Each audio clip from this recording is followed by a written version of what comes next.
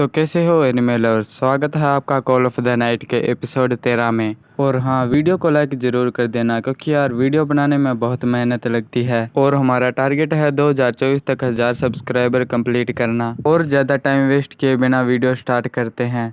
पिछले एपिसोड में हमने देखा था कि यामोरी पुलिस से डरकर भाग रहा होता है, फिर वह बचने के लिए पार्क में छुप जाता है, फिर वहाँ हात्सुका आ जाती है। और अब टाइम है इसे आगे वाले एपिसोड को एक्सप्लेन करने का।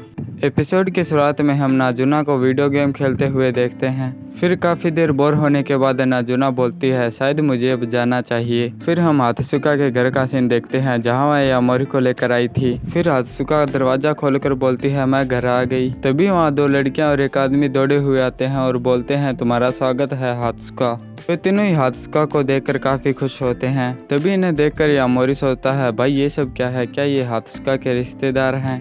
वे तीनों ही हात्सुका से बोलते हैं प्लीज़ मेरी तारीफ कीजिए क्योंकि आपके जाने के बाद मैंने अपना काम अच्छे से किया। फिर हात्सुका बोलती है मुझे माफ़ करना लेकिन आज मेरा दोस्त आया हुआ है तो मैं तुम तीनों से बाद में बात करती हूँ। ये बात सुन वे तीनों ही दुखी होते हैं लेकिन फिर गुस्से से बोलते हैं ये तो कोई बात नहीं हुई, आखिर ये तुम्हारे साथ है कौन। फिर हात्सुका आंखें दिखाते हुए बोलती है तुम्हें समझ में नहीं आता मैंने क्या कहा और तुम्हें पता है कि मुझे ऐसा बर्ताव बिल्कुल भी पसंद नहीं है। फिर वे तीनों ही हात्सुका से डरकर वहाँ से चले जाते हैं।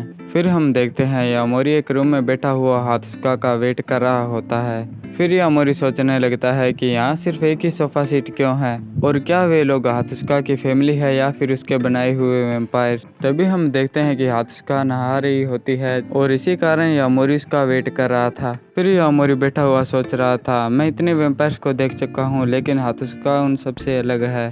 अभी तक वैम्पायर्स के बारे में मुझे कोई नई बात नहीं पता चली लेकिन जैसा अनको ने कहा था हो सकता है कि मैं वैम्पायर्स के बारे में अभी भी कई बातें नहीं जानता हूँ। यामोरी ये सब सोच ही रहा था कि तभी उसे हात्सुका की आवाज़ आती है यामोरी क्या तुम मेरा टॉवल आकर मुझे दोगे। यामोरी को हात्सुका को देखकर शौक लगा और मुझे भी क्योंकि हात्सुका एक लड़की नहीं लड़का है। फिर हम देखते हैं कि यामोरी ने हात्सुका को टॉवल आकर दे दिया था। फिर हात्सुका बोलता है मुझे लगा तुम्हें ये पता होगा, क्या तुम्हें ये सब देखकर झटका लगा। फिर यामोरी बोलता है मेरी बात का सीधा सीधा जवाब दो, क्या तुम एक लड़के हो। फिर हात्सुका बोलता है हाँ मैं एक लड़का हूँ। हाँ दोस्तों, मैं भी हात्सुका को एक लड़की ही समझ रहा था क्योंकि इसके बाल भी काफ़ी बड़े हैं। फिर यामोरी सोचने लगता है मैंने तो हात्सुका को एक लड़की समझ रखा था, मुझे लगा कि नाजुना ने तुम्हें बता दिया होगा। फिर यामोरी बोलता है नाजुना ने मुझे इस बारे में कुछ नहीं बताया और ना ही मैंने तुम्हारे बारे में कुछ नाजुना से पूछा। फिर सीन चेंज होता है और हम देखते हैं नाजुना उन बाकी 3 वैम्पायर्स के पास आई हुई होती है। फिर नाजुना बोलती है मैं तुम्हें बताना चाहती हूँ कि यामोरी वैम्पायर नहीं बनने वाला। फिर मिदोरी बोलती है तो तुमने अपना फैसला बदल लिया है लेकिन हमें बताओ कि इसके पीछे क्या कारण है। फिर नाजुना बोलती है क्योंकि वह अब वैम्पायर नहीं बनना चाहता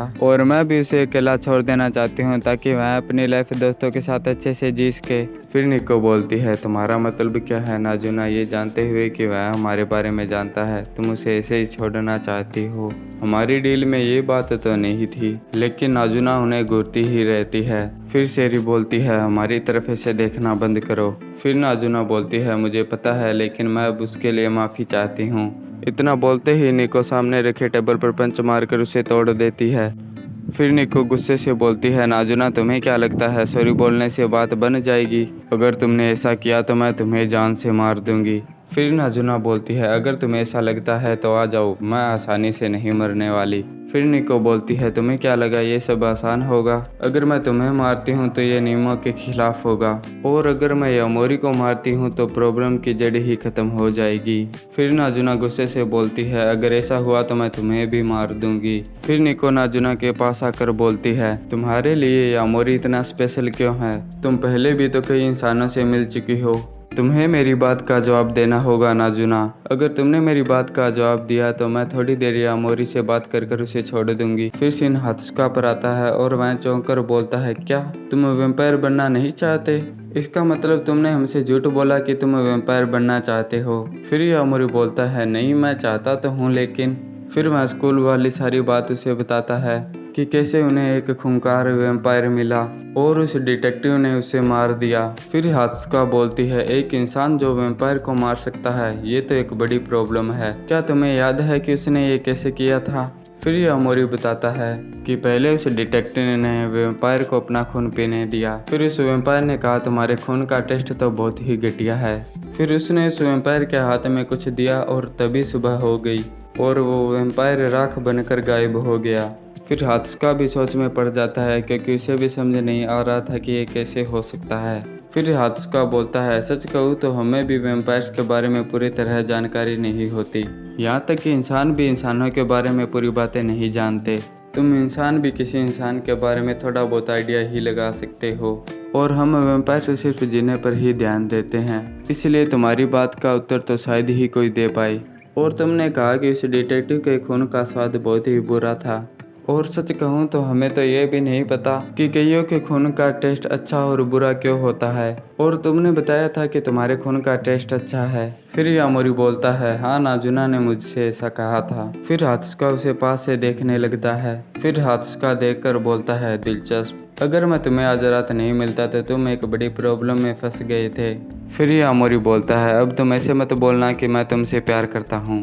तभी हात्सुका और यामोरी की टांगों के बीच घुटना रखकर और पास आ जाता है। इसे देख यामोरी तो कुछ समझ ही नहीं पा रहा था। फिर हात्सुका बोलता है डरने की कोई बात नहीं है क्योंकि मैं एक लड़की की तरह दिखता हूँ, तो चलो फिर शुरू करते हैं। यामोरी हात्सुका को देखकर बोलता है और प्रॉब्लम्स क्या कम थी जो ये भी आ गया। और फिर बोलता है तुमने ये लड़कियों वाली ड्रेस क्यों पहने रखी है। फिर हात्सुका बोलता है क्योंकि मैं इसमें अच्छा दिखता हूँ और इस लुक से लड़कियाँ और लड़के दोनों ही मेरी तरफ अट्रैक्ट होते हैं। फिर यामोरी बोलता है मैं इन सब चीज़ों को नहीं समझता और कई लोग ऐसा करना पसंद करते हैं या फिर उनसे कोई ऐसा करवाता है। फिर हात्सुका यामोरी से दूर हट जाता है और बोलता है मैं सब कुछ एंजॉय करता हूँ क्योंकि मैं दिखने में काफ़ी अच्छा हूँ। वे दोनों बात कर ही रहे होते हैं कि तभी हात्सुका को मैसेज आता है।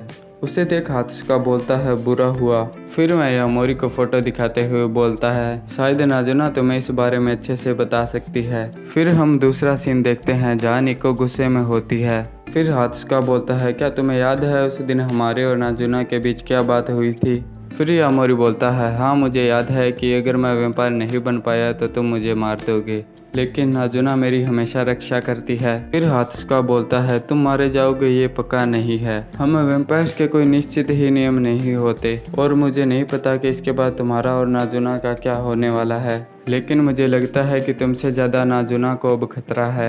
फिर यामोरी नाजुना बोलते हुए खड़ा होने लगता है, लेकिन हात्सुका उसे धक्का देकर फिर से बैठा देता है। फिर हात्सुका बोलता है अब तुम्हें मुझसे वैम्पायर बन जाना चाहिए क्योंकि वैम्पायर बनकर तुम अपनी और नाजुना दोनों की जान बचा सकते हो। फिर यामोरी बोलता है लेकिन। फिर हात्सुका बोलता है तुम्हारे लिए ये बहुत ही मुश्किल है कि तुम नाजुना के साथ रिलेशनशिप में आ सको क्योंकि तुम 14 साल के हो, इसलिए तुम्हारे अंदर इन सब चीज़ों के बारे में फीलिंग ही नहीं है और नाजुना का तो तुम्हें पता ही है। फिर यामोरी बोलता है तुम ही मुझे वैम्पायर बनाओ ये जरूरी तो नहीं है। फिर हात्सुका बोलती है क्या मैं लड़का हूँ इसलिए। फिर यामोरी कुछ सोचते हुए बोलता है नहीं बात वो नहीं है, यहाँ तक कि तुम्हारा फेस भी बहुत क्यूट है। फिर हात्सुका को इस पर शर्म आने लगती है। फिर हात्सुका बोलता है हाँ ये बात तो है, मैं बहुत सुंदर हूँ चाहे जो भी है, क्योंकि मैं एक लड़का हूँ इसलिए मैं ही तुम्हारी फीलिंग को अच्छे से समझ सकता हूँ। फिर हात्सुका बालों को सहलाते हुए बोलता है एक बार फिर से सोच लो, मैं तुम्हें वैम्पायर बना सकता हूँ। फिर यामोरी सोचने लगता है क्या लड़कियां लड़कों से बिल्कुल अलग सोचती है, मैंने भी यही देखा है कि एक लड़का और लड़की कभी एक दूसरे को अच्छे से नहीं समझ सकते, लेकिन क्या ये सच है। फिर यामोरी बोलता है तुमने कहा कि मैं प्यार वाली फीलिंग को नहीं समझ सकता, लेकिन तुम भी तो एक लड़के हो जो ऐसा करते हो। फिर हात्सुका बोलता है मैं ये सब बस एक ट्रिक से करता हूँ, इस ट्रिक में तुम्हारे ब्रेन को लगता है कि मैं तुम्हें सच में प्यार करता हूँ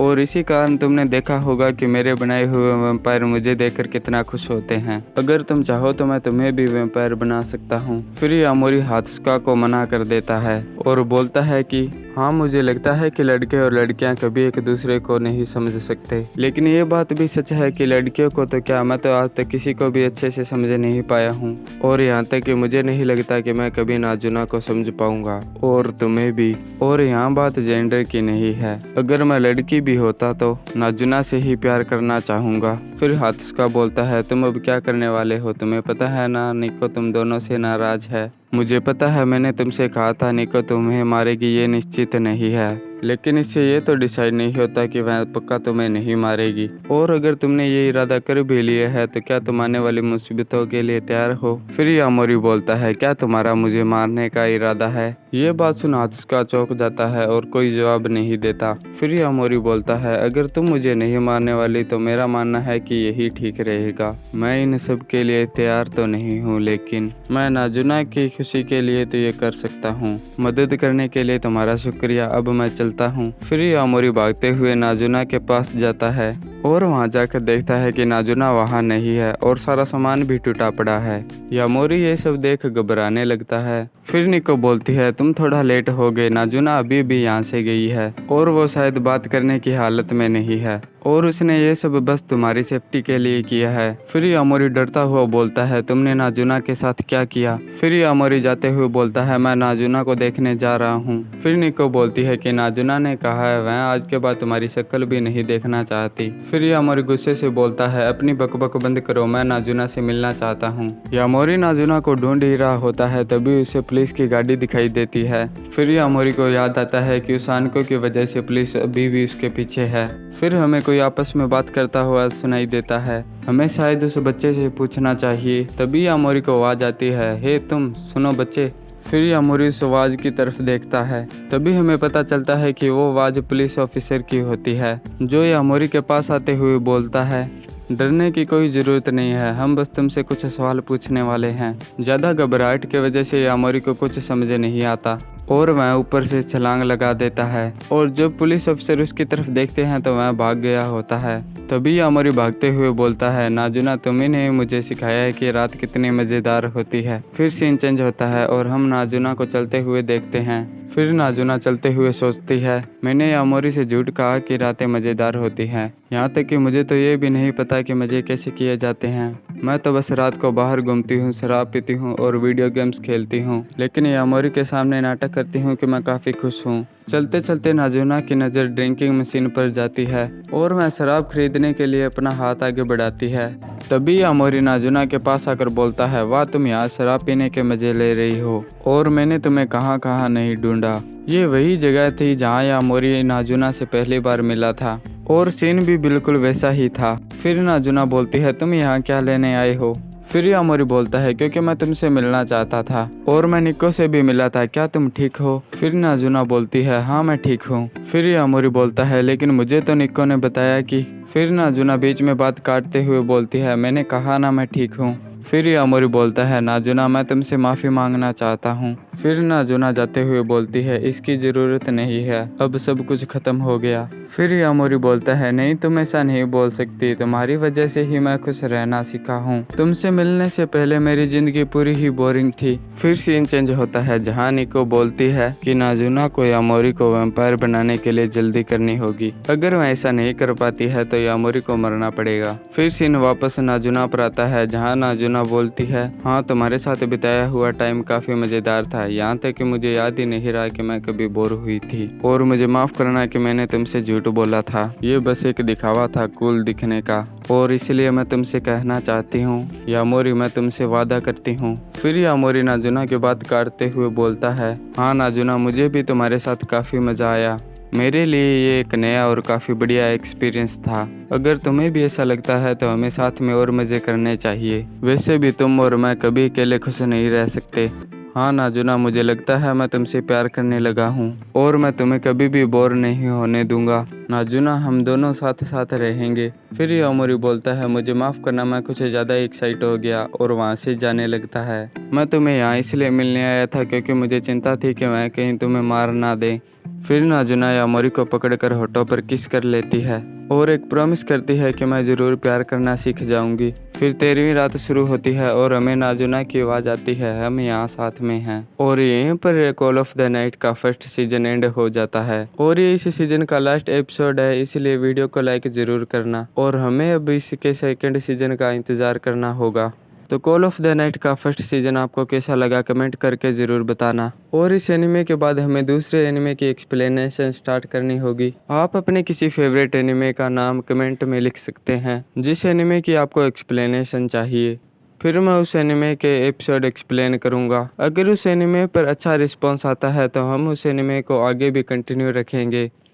इस सीज़न और चैनल के लिए आपका सपोर्ट बहुत ही अच्छा था, इसलिए मैं आपको दिल से थैंक यू बोलना चाहता हूँ। तो दोस्तों मैं एक बार फिर से आपको बोलता हूँ, वीडियो को लाइक ज़रूर करना और अगर आप चैनल पर नए हो तो चैनल को सब्सक्राइब भी करना।